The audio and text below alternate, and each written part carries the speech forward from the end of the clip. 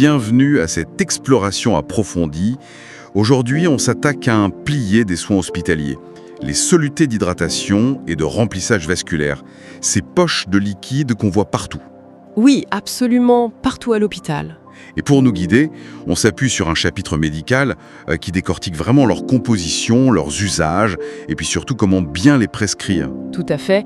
L'idée, c'est vraiment de rendre ces prescriptions un peu moins obscures. De démystifier un peu. Voilà. Pourquoi on choisit celui-là plutôt qu'un autre? Comment on évalue vraiment de quoi le patient a besoin? C'est fondamental. Que ce soit pour une simple hydratation ou une urgence vitale. Exactement. Comme un choc septique, par exemple. Notre objectif, extraire l'essentiel, comprendre comment ces fluides interagissent avec le corps et pourquoi une prescription bien pensée est si importante. Alors, commençons cette analyse. Allons-y. D'abord, une question toute simple. Pourquoi on utilise autant ces perfusions? On les voit vraiment partout. Alors, elles ont deux grands rôles principaux. D'une part, elles servent de véhicule, de taxi, si on veut, pour administrer des médicaments. Comme les antibiotiques, par exemple. Oui, voilà. Et d'autre part, elles sont un traitement en elles-mêmes, parfois même en très grande quantité. Ah oui, dans quel cas? Notamment pour restaurer le volume sanguin quand il y a un choc, une grosse déshydratation. D'accord. D'où l'importance, j'imagine, de bien connaître ce qu'il y a dedans, la composition. C'est crucial. Et aussi d'évaluer très précisément l'état d'hydratation du patient. Et cette évaluation, elle est faite une fois pour toutes? Ah non, surtout pas. Elle n'est jamais figée. Il faut absolument la refaire tous les jours. Tous les jours? Oui, voire même plusieurs fois par jour selon la situation du patient. C'est très dynamique en fait. D'accord. Pour poser les bases, peut-être un petit rappel sur l'eau dans notre corps. On dit souvent 60% du poids, c'est ça? C'est ça, en moyenne chez l'adulte, environ 60%.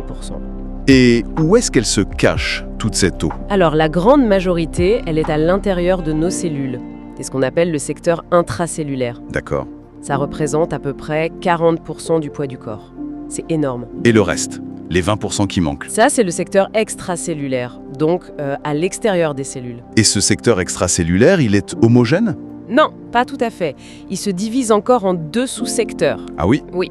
Il y a le liquide interstitiel, c'est le liquide qui baigne les cellules entre elles. Ça, c'est environ 16% du poids. D'accord. La majorité de l'extracellulaire? Voilà. Et puis, il y a le secteur vasculaire, c'est le plasma sanguin, ce qui circule dans nos vaisseaux. Et ça, c'est seulement 4% du poids corporel. 4% seulement? C'est très peu. C'est très peu. Ouais. C'est ce qui est assez frappant, le volume qui circule vraiment, le sang, le plasma, ça ne représente qu'une toute petite fraction de toute l'eau du corps. C'est fou. À peu près un 12e si on fait le calcul. C'est vraiment un équilibre très précis entre ce qui entre et ce qui sort en permanence. Compris. Alors maintenant, les solutés eux-mêmes. On entend souvent deux grands noms, cristalloïdes et colloïdes. C'est quoi la grande différence? Alors la différence essentielle, ça tient à la taille des molécules qui sont dissoutes dans l'eau. La taille des molécules. Oui. Les cristalloïdes, comme les solutions salines ou glucosées, les plus courantes, contiennent de toutes petites molécules. D'accord. Et ces petites molécules, elles passent assez facilement à travers la paroi des capillaires, les tout petits vaisseaux sanguins. Elles vont se répartir un peu partout hors des cellules. Elles diffusent facilement donc. Exactement, elles diffusent dans l'espace interstitiel notamment. Et les colloïdes alors? Eux, à l'inverse, ils contiennent de grosses molécules. L'exemple type, c'est l'albumine, une protéine du sang. Ou avant, on utilisait aussi des amidons. Et ces grosses molécules? En théorie, elles sont trop grosses pour passer facilement la barrière des capillaires. Donc elles restent piégées à l'intérieur des vaisseaux. Elles restent dans la circulation. Voilà. Et en restant là, elles exercent ce qu'on appelle un pouvoir oncotique. C'est une sorte de force d'attraction qui retient l'eau avec elle dans l'espace vasculaire. Intéressant. Et le nom colloïde, ça vient d'où? Ah, petite anecdote, oui. Ça viendrait du grec kolla, qui veut dire colle. Colle? Oui, parce que ces solutions paraissaient plus épaisses, plus collantes que les cristalloïdes, qui, eux, comme leur nom l'indique, cristallisent facilement. C'est une distinction qui date du 19e siècle. D'accord, donc si je résume, l'idée clé, les cristalloïdes, petites molécules, diffusent un peu partout hors des cellules. Les colloïdes, grosses molécules, restent dans les vaisseaux pour maintenir le volume sanguin. C'est ça? C'est exactement ça. Du moins, c'est la théorie de base qui guide leur utilisation. On veut remplir les vaisseaux, on pense colloïdes. On veut hydrater plus largement, cristalloïdes. Parfait. Alors concentrons-nous sur les cristalloïdes. Ce sont les plus utilisés, non? Oui, de loin. Il y en a plusieurs sortes. Qu'est-ce qui les différencie principalement? c'est surtout leur concentration en sodium. En sel, si vous voulez. Le sodium.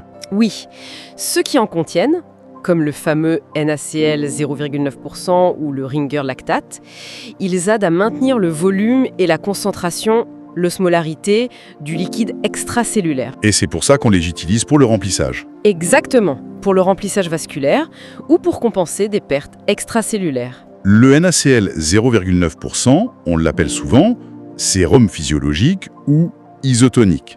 Ces termes sont corrects. Pas tout à fait, non, c'est une approximation pratique, on va dire.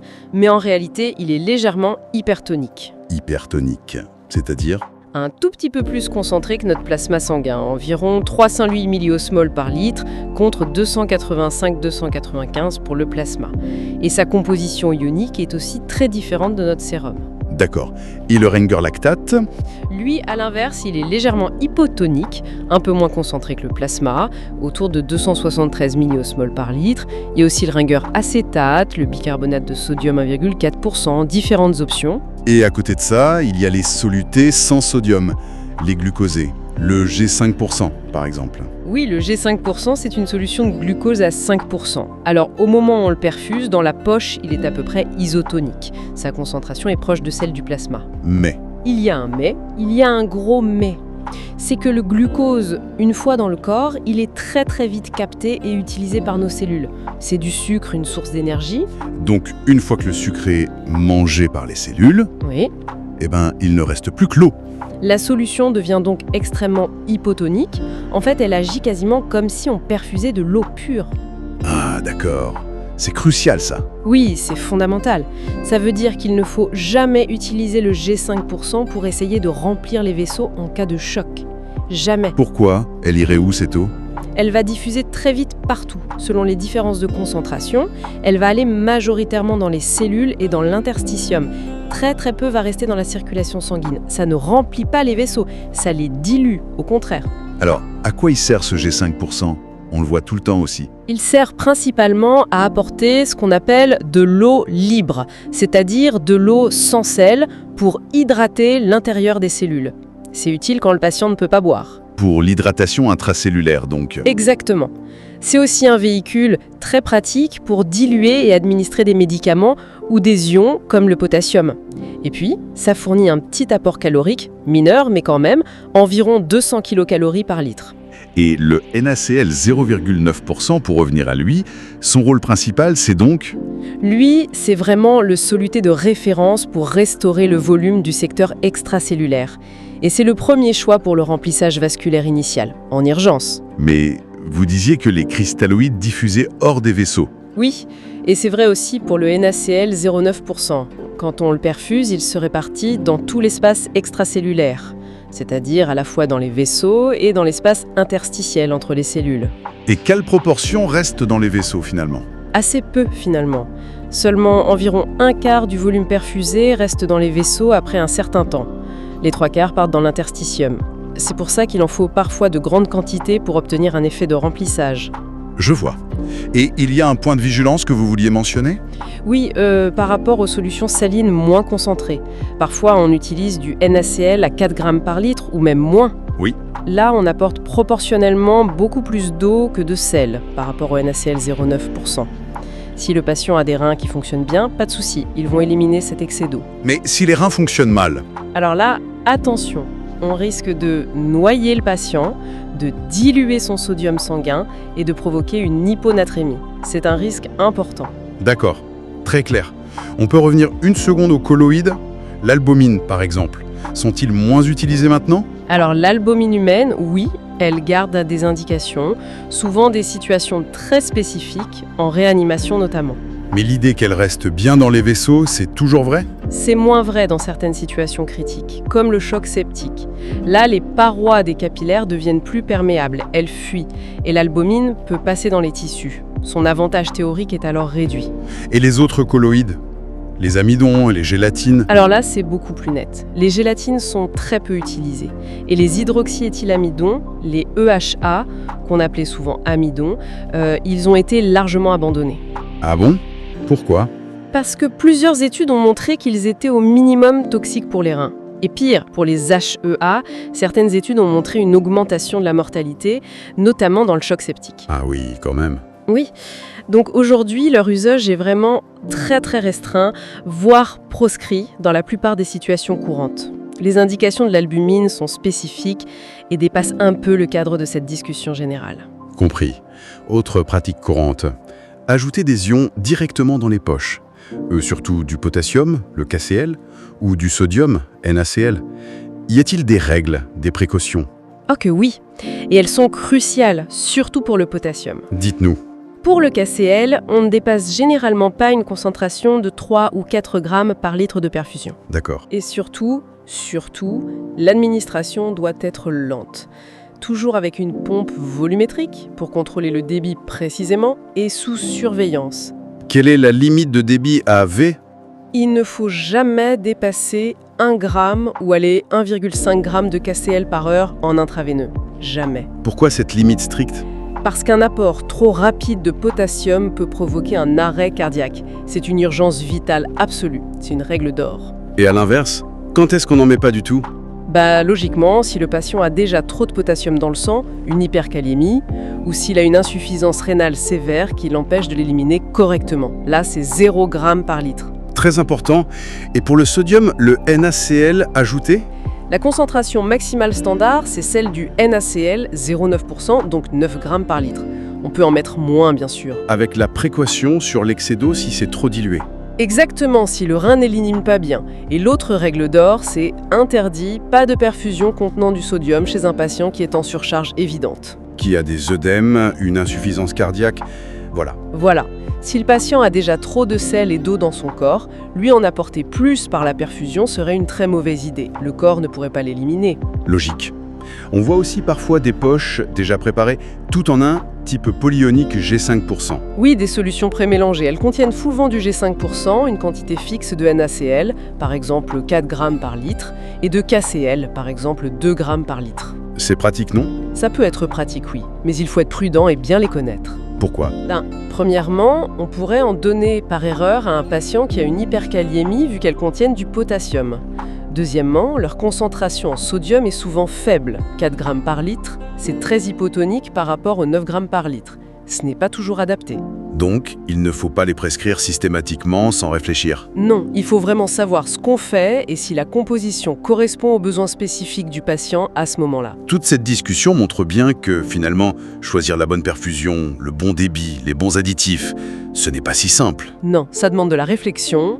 Est-ce qu'il existe une méthode, une sorte de guide pour s'y retrouver? Oui, il y a une approche structurée qui est de plus en plus recommandée, souvent résumée par l'acronyme des 5 R. Les 5 R, qu'est-ce que c'est? C'est un cadre pour organiser sa pensée au moment de la prescription. Les 5 R sont réanimation, routine, redistribution, remplacement et réévaluation. D'accord, ça a l'air intéressant. On peut les détailler. Commençons par le premier, réanimation. Oui.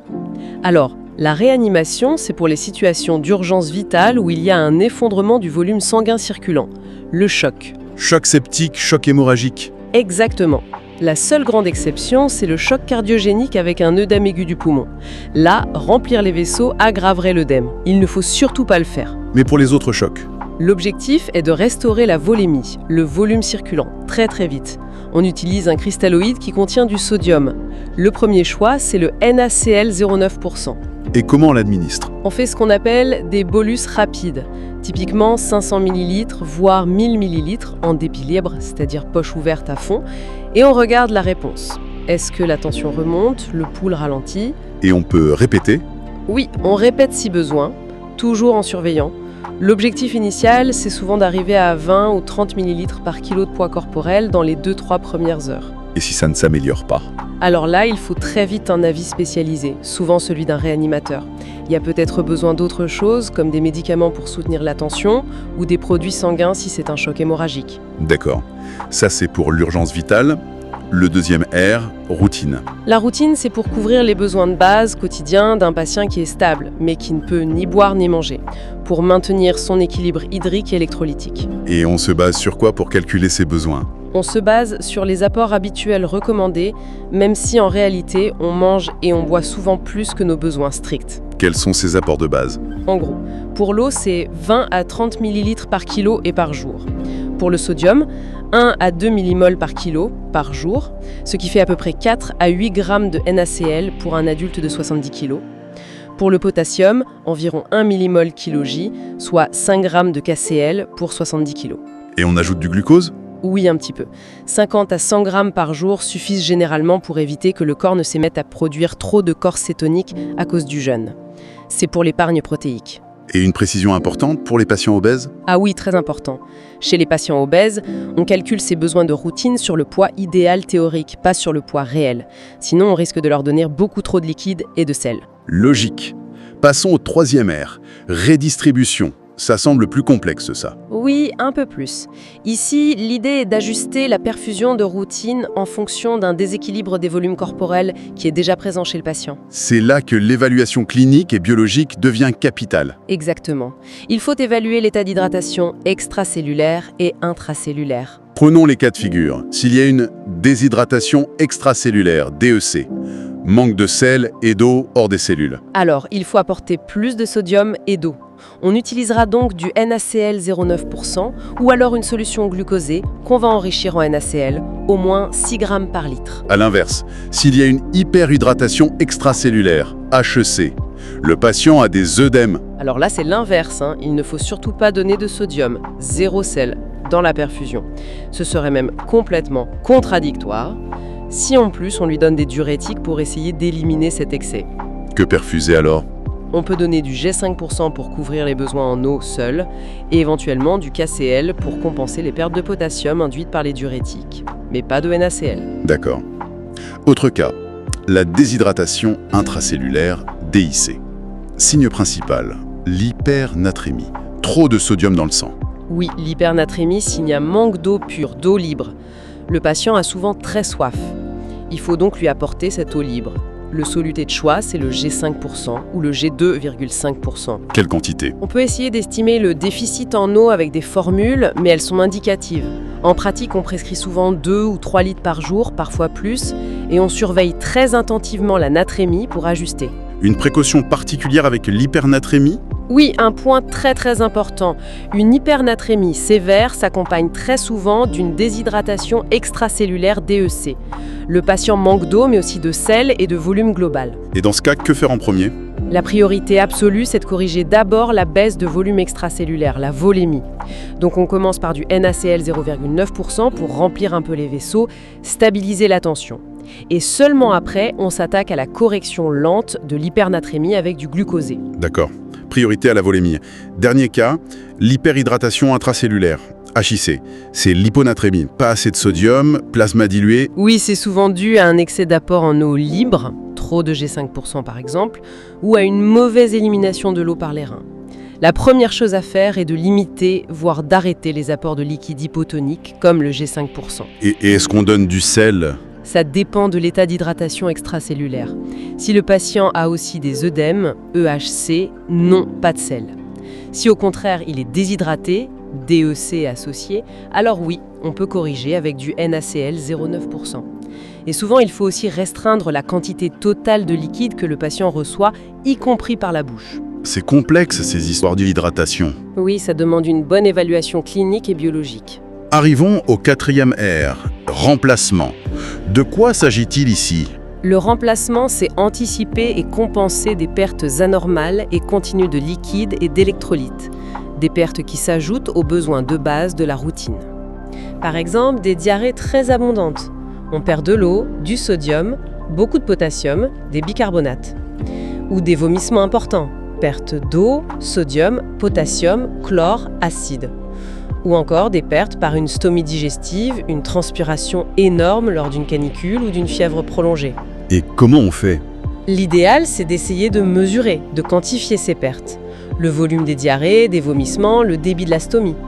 Et ensuite, on ajuste la perfusion pour compenser ces pertes spécifiques, en eau et en ions, en plus de la perfusion de routine. D'accord. Et enfin, le cinquième R, sans doute le plus important. Réévaluation. Absolument fondamental. C'est la clé de tout le système. Il faut réévaluer l'état du patient tous les jours. Tous les jours, minimum. Minimum. Et parfois plus souvent si l'état du patient est instable. Cette réévaluation est à la fois clinique et biologique. Clinique, c'est-à-dire? Le poids, c'est un excellent indicateur de la balance hydrique globale. Est-ce qu'il prend du poids? Risque de surcharge. Est-ce qu'il en perd? Risque de déshydratation.